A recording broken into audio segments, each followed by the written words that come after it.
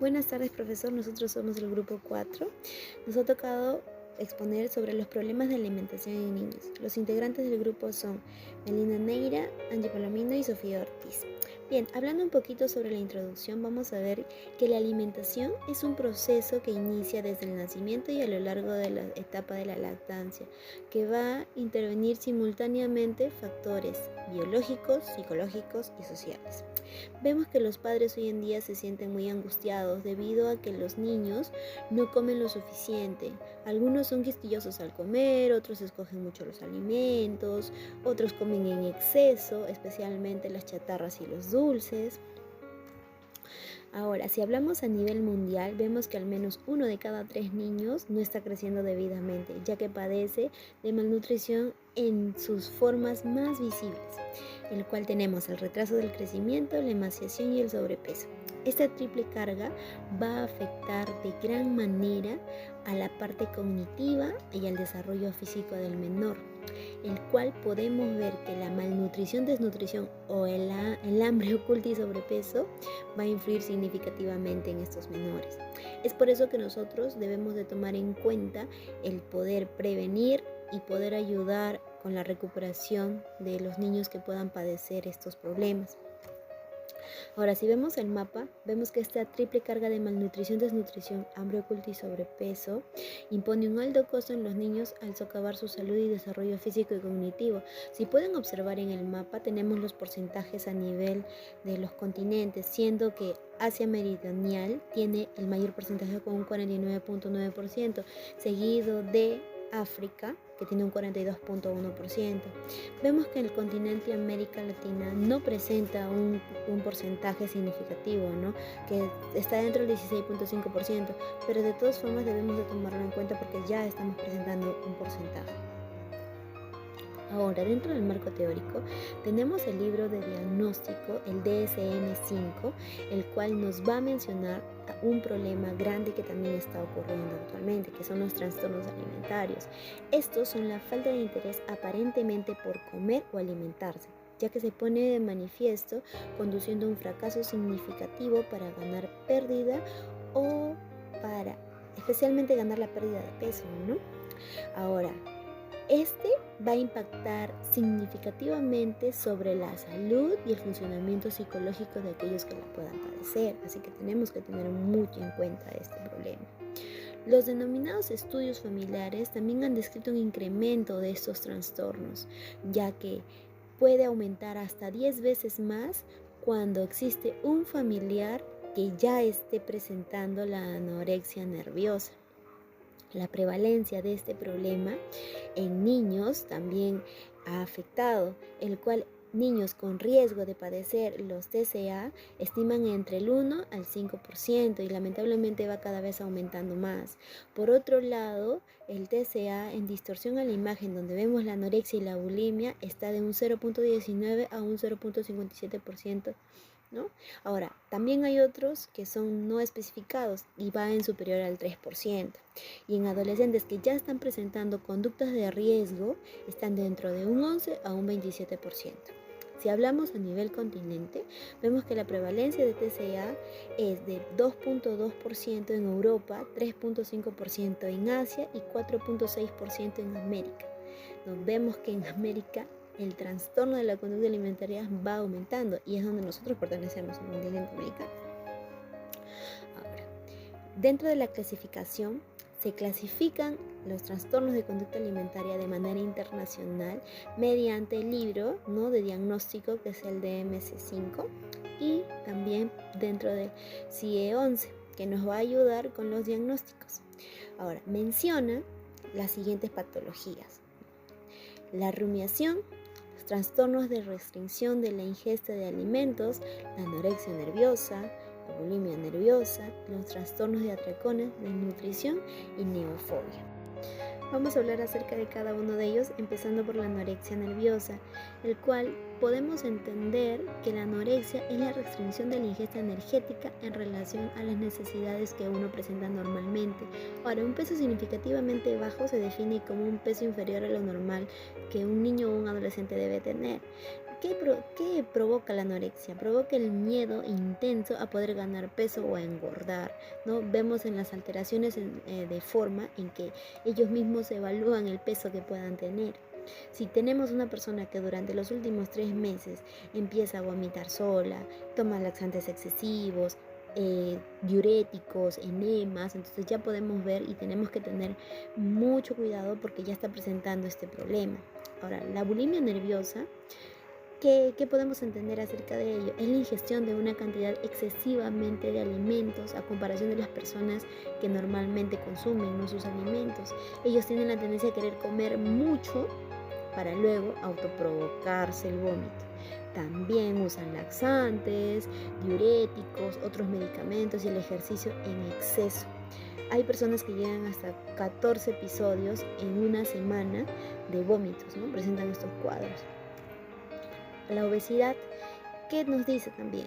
Que este se va a definir como un exceso de grasa corporal acompañado de manifestaciones metabólicas físicas y psíquicas, los síndromes genéticos y endocrinológicos, ya que estos presentan el 1% de la obesidad infantil.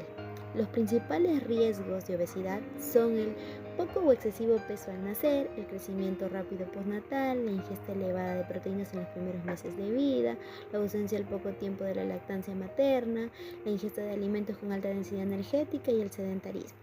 Ahora también tenemos la desnutrición. Esta es la pérdida normal de peso del organismo desde la más ligera hasta la más grave. Igualmente vamos a llamar desnutrido a un niño que ha perdido 15% de su peso al que ha perdido el 60% de su peso. Este también va a poder llamarse como síndrome de deterioro de la capacidad cognitiva, ya que va a afectar especialmente toda esa parte, ¿no? ¿Qué va a hacer? Incluye los trastornos de crecimiento, los retrasos motores y cognitivos, ¿no? Así como el desarrollo en toda la parte del comportamiento. La neofobia. La neofobia alimentaria es el miedo a probar nuevos alimentos. La mayoría de investigadores afirman que desde el destete, la neofobia alimentaria aumenta rápidamente a medida que el niño presenta mayor movilidad, alcanzando un pico de entre los 2 a los 6 años. Y este va a ir bajando a partir de esa edad, no va a ir disminuyendo. Pero también nos dice que la neofobia puede llegar a producir angustia y ansiedad, el cual esto puede afectar hasta la etapa adulta. Por otro lado, también nos dice que los niños neofóbicos, la restricción mayor o la parte que menos les gusta a ellos son las frutas y verduras, y pues empiezan a comer más grasas y sus dietas son pues menos variadas que los niños que no son así. El cual también tenemos que tener cuidado acá, porque nosotros sabemos que cuando restringimos ciertos alimentos en los menores, pues va a afectar en su crecimiento, va a afectar en cuanto a en la etapa adulta, ¿no? Por la parte nutricional es sumamente importante para ellos. Bueno, continuando con la exposición, vamos a hablar sobre los factores biológicos, psicológicos y sociales que influyen en la conducta alimentaria del niño. La alimentación es un proceso que inicia desde el nacimiento, interviniendo simultáneamente en los factores biológicos, psicológicos y sociales. Comer no es solo el cumplimiento de una necesidad básica, sino que puede llegar a ser un marcador fundamental en las relaciones entre padres e hijos. El niño desarrolla y regula de forma progresiva el hambre y la saciedad, y lo expresa de forma diferente en cada etapa. Los problemas de alimentación en la primera infancia pueden aparecer desde el inicio de la vida del niño y a lo largo de todas las etapas evolutivas de la lactancia, de la fase de semisólidos y o la de sólidos, y esta va a ir de manera progresiva. Cuando hablamos de trastornos de conducta alimentaria de niño pequeño, nos referimos a niños de 0 a 6 años de edad, siendo más frecuente en niños menores de 3 años, que presentan conductas inadecuadas en la alimentación, viéndose comprometidos a través de los padres y o cuidadores. La negativa de comer corresponde a un fenómeno conductual en el desarrollo de la alimentación que debemos conocer y detectar de manera precoz para evitar el desarrollo de trastornos más complejos. En la etiología de estos trastornos intervienen factores genéticos, ambientales, conductuales, emocionales y orgánicos. Todos ellos van a influir en la regulación de la sensación de hambre y saciedad del niño y son susceptibles a los cambios a lo largo de su vida. Ciertos estilos parentales van a favorecer al no autocontrol asociándose a una respuesta no adecuada ante las señales de hambre y saciedad, por lo tanto a una dificultad para regular la ingesta energética. Tenemos una clasificación, los tipos de dificultades de la conducta alimentaria. Son 3.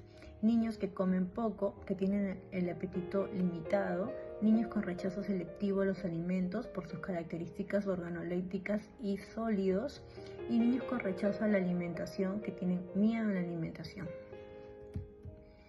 Dentro de estos factores biológicos, psicológicos y sociales, tenemos, por ejemplo, los biológicos, que básicamente nos referimos al género y a la genética.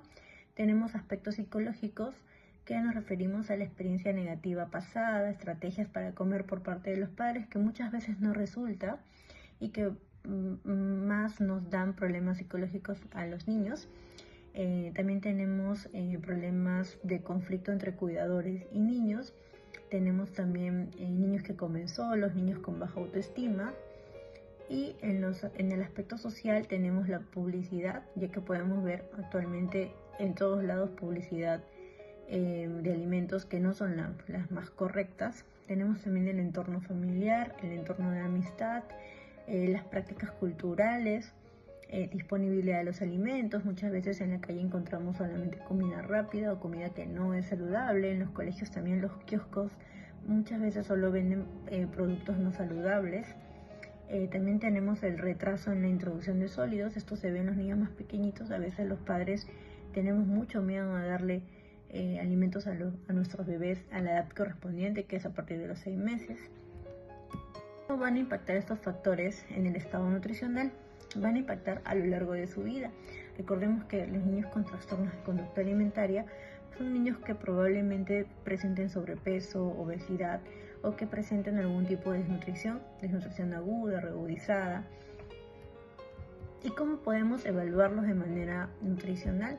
La valoración del estado nutricional es muy importante y está compuesto por algunos puntos, como la historia clínico-nutricional, antecedentes familiares, antecedentes personales, historia evolutiva de la alimentación, conducta alimentaria y patrones como la actividad física.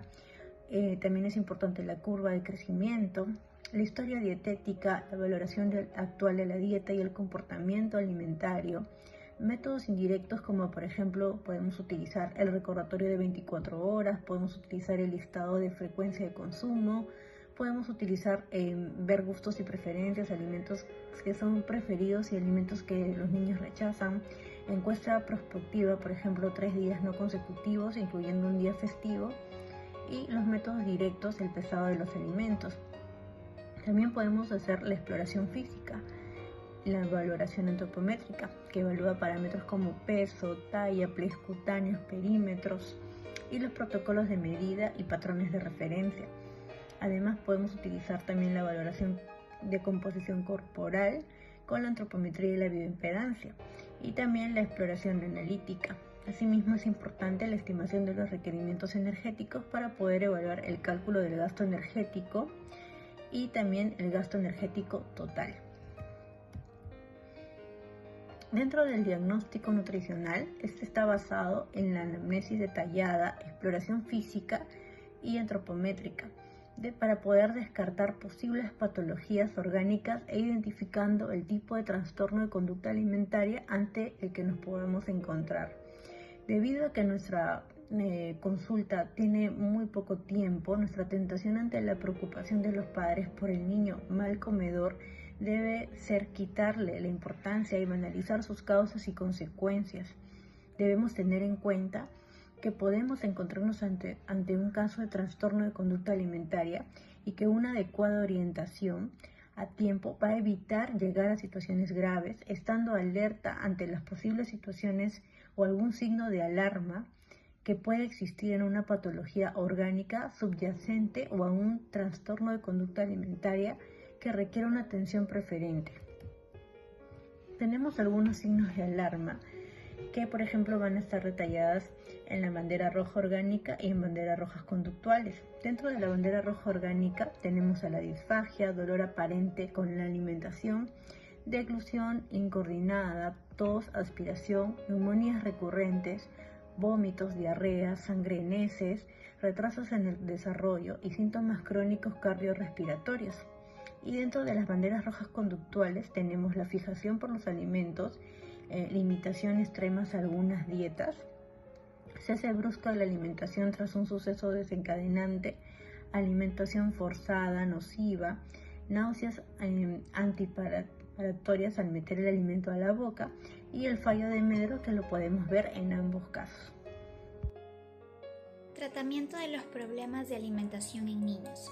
Vamos comenzando por la anorexia, cuyo principal objetivo del tratamiento es recuperar el peso corporal de acuerdo al sexo y edad del niño y restaurar los hábitos alimentarios. Aquí tenemos un eje principal donde se tiene que tener en cuenta el proceso de realimentación con la nutrición, la psicoterapia individual y familiar y la farmacología cuando se tiene alguna enfermedad concomitante como la ansiedad generalizada, la depresión o si tienen alguna comorbilidad como consecuencia de la anorexia.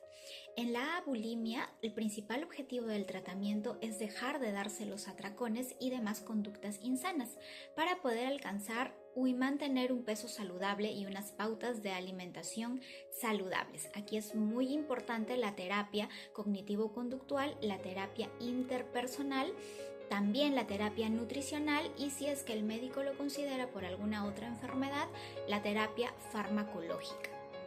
En la obesidad infantil nos vamos al otro extremo. Aquí el objetivo de la terapia es disminuir el peso corporal y la masa grasa, asegurando un crecimiento normal. Aquí nuestros tres ejes son la terapia nutricional, la actividad física, porque los niños tienden mucho al sedentarismo, no haciendo o practicando ningún deporte y estando pegados al iPad, a la televisión o a la computadora o el celular, y la terapia conductual. En la desnutrición, nuestro principal objetivo es lograr una mejoría del estado nutricional, aumentando el aporte calórico proteico del individuo, mediante tratamiento con dieta y educación para disminuir el riesgo de desnutrición y sus complicaciones. Si el médico lo considera también, la terapia va a tener un grupo multidisciplinario para que podamos trabajar todos en conjunto y poder asegurar el mejor pronóstico para el menor. Aquí, de acuerdo al criterio del nutricionista, se van haciendo progresivamente las retroalimentaciones, ya que va a depender mucho del diagnóstico nutricional del menor y se tienen que dar aporte de vitaminas y minerales de acuerdo a las deficiencias que tienen. En la neofobia, como estos niños tienen mucho miedo de probar nuevos alimentos, nuestro objetivo es aumentar el consumo de alimentos poco aceptados, que principalmente son las frutas y verduras, y fomentar así una alimentación más saludable desde la infancia, por lo que se considera un elemento principal la educación nutricional y sensorial y habilidades culinarias dentro de la familia. Para la prevención de estos problemas de alimentación en niños se cumple un rol importante el nutricionista, la familia y el colegio. En la familia el rol es fundamental para la formación de hábitos alimentarios saludables en niños, por lo que los padres son un modelo a seguir para ellos y también los hermanos o los demás miembros de la familia. Lo que se aconseja es que sean un buen ejemplo, no criticando el propio peso o cuerpo o aspecto, hablando de forma positiva sobre su propio cuerpo, evitar hablar sobre el peso para no avergonzar al niño, centrarse en llevar un estilo de vida saludable que anime a todos los miembros de la familia a estar activos y hacer una alimentación sana y saludable, establecer un horario de comidas regulares para no saltarse ninguna de ellas y limitar los atracones. También se tiene que identificar los desencadenantes, que usualmente son el estrés, el estado de ánimo bajo o la falta de sueño. En la escuela, también el entorno es fundamental para la prevención de estos trastornos de conducta alimentaria. Aquí se pueden incluir programas educativos y políticas escolares para tener un impacto significativo en la prevención de desórdenes alimentarios. Se puede implementar programas educativos que estén dentro del currículo escolar y también ofrecer kioscos y comedores saludables, ya que los niños por imitación pueden probar nuevos alimentos y consumir comidas que en casa no realizan. De igual forma, incentivar la actividad física y el movimiento constante para evitar el sedentarismo. El papel del nutricionista es fundamental para formación de hábitos saludables desde la gestación y también cuando se tiene este tipo de trastornos o enfermedades para el tratamiento. Aquí tenemos un artículo de trastornos alimentarios en menores de 5 años y su relación con la funcionalidad familiar. Nos dice que los trastornos alimentarios en menores de 5 años pueden causar alteraciones en el desarrollo y crecimiento, pueden asociarse con trastornos de la funcionalidad familiar. Este trabajo tiene como objetivo describir los trastornos de la alimentación de tipo no orgánico en menores de 5 años y su asociación con la funcionalidad familiar en un hospital de segundo nivel en Puebla. Ellos usaron un método de estudio, el cual fue descriptivo transversal, en el cual incluyeron niños menores de 5 años y se aplicó una herramienta IMFD, ¿no? Ahora, evaluaron 105 pacientes, de los cuales 57 fueron varones y 48 fueron mujeres. Ahora nos menciona que el trastorno de la alimentación más frecuente fue la aversión sensorial del alimento y más del 60% presentaron 2 o más trastornos alimentarios.